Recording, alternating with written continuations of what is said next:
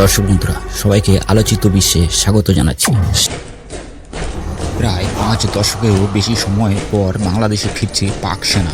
স্পষ্ট করে বলতে গেলে পাকিস্তানের joint chief of staff Sahir Shamsad Mirza বাংলাদেশের সেনা একাডেমিগুলিতে পাক সেনা লেকচারার পাঠাতে চান, অর্থাৎ বাংলাদেশি সেনাকে ট্রেনিং দিতে চায় পাকিস্তান। এক সর্বভারতীয় দৈনিকের খবর হলো সেই প্রস্তাবে রাজি হয়েছে বাংলাদেশ সরকারের মুখ্য উপদেষ্টা মোহাম্মদ ইউনূস। পাকিস্তানের সেনা অফিসার ও জেনারেলরা শীঘ্রই বাংলাদেশ সফরে আসতে চলেছেন, এমনটাই খবর রয়েছে। তবে কবে ওই পাক অফিসাররা আসছেন তা এখনও ঠিক হয়নি। 1971 সালে মুক্তিযুদ্ধের মাধ্যমে পাক সেনাকে দেশ ছাড়া করেছিল মুক্তিযোদ্ধারা, তাতে সাহায্য করেছিল ভারত। আর তার এতদিন পরে শেখ হাসিনা দেশ ছাড়ার পর মোহাম্মদ ইউনূসের নেতৃত্বে বাংলাদেশ ক্রমশই পাকিস্তানের ঘনিষ্ঠ হয়ে উঠছে।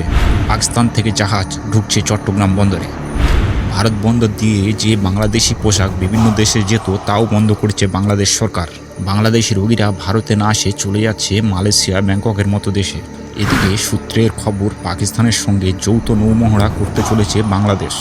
আগামী বছর ফেব্রুয়ারি মাসের 7 থেকে 11 তারিখ করাচিতে ওই নৌমহড়া হবে। এ নিয়ে সামরিক বিশেষজ্ঞ অশোক কুমার বলেন, বাংলাদেশের সঙ্গে পাকিস্তানের ঘনিষ্ঠতা বেড়েই চলেছে।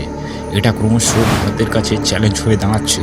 এমন হতে পারে পাক গুপ্তচর সংস্থা আইএসআই এতদিন গোপনে বাংলাদেশের কাজ করছে।